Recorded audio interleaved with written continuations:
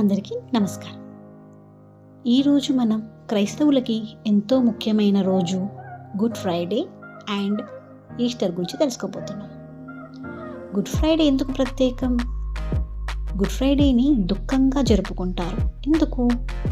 ఇవన్నీ ఈ వీడియోలో పూర్తిగా తెలుసుకుందాం. ముందుగా గుడ్ ఫ్రైడే అంటే, గుడ్ ఫ్రైడే అనేది జీసస్ క్రైస్ట్ శిలువపై మరణించిన రోజు.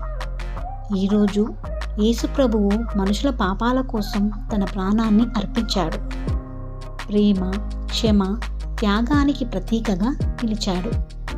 అందుకే ఈరోజు చాలా పవిత్రంగా భావిస్తారు.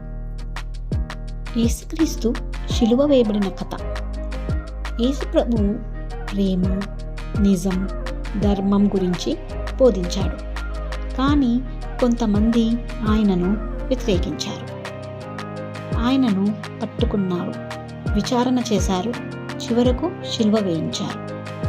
శిలువపై ఉన్న యేసు ఇలా అన్నాడు, తండ్రి, వీరిని క్షమించు.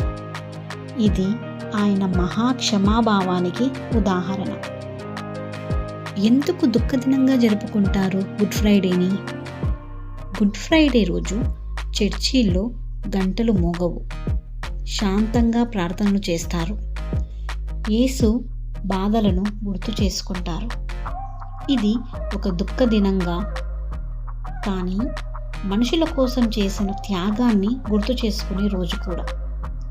చర్చిలో జరిగే కార్యక్రమాలు. గుడ్ ఫ్రైడే రోజు చర్చిలో శిలువ మార్గం, ప్రత్యేక ప్రార్థనలు, బైబిల్ పఠనం చేస్తారు, మౌనం పాటించడం కూడా చేస్తారు. వీటితో యేసు బాధను మనసుతో అనుభవిస్తారు. ఈస్టర్ అంటే ఏంటో తెలుసుకుందాం. ఈస్టర్ అనేది జీసస్ క్రైస్ట్ మరణం తర్వాత ఆయన 3వ రోజు తిరిగి బ్రతికిన రోజు. దీనిని రీసరెక్షన్ అంటారు. ఇది మరణంపై విజయానికి ప్రతీక, నమ్మకం, ఆశ, జీవితం యొక్క గుర్తు. యేసు తిరిగి లేచిన కథ.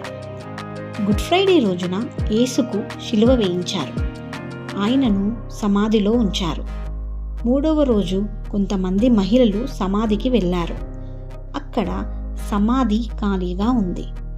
యేసు తిరిగి లేచాడు.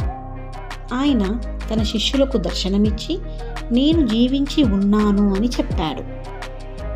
ఈస్టర్ యొక్క సంప్రదాయాలు. ఈస్టర్ రోజున చర్చిలో ప్రార్థనలు చేస్తారు. అక్కడ అందరికీ ఈస్టర్ గుడ్లు పంచుతారు. కుటుంబంతో వేడుకలు చేసుకుంటారు. కొత్త బట్టలు ధరిస్తారు. గుడ్లు అనేవి కొత్త జీవితానికి గుర్తు. గుడ్ ఫ్రైడే సందేశం.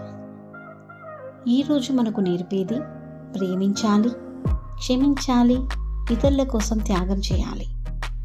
యేసు జీవితం మనకు మార్గదర్శకం. ఈ వీడియో మీకు నచ్చితే లైక్ చేయండి, షేర్ చేయండి మరియు సబ్స్క్రైబ్ చేయడం మర్చిపోవద్దు. మరింటి ఇలాంటి వీడియోల కోసం మా ఛానల్ను ఫాలో అవ్వండి.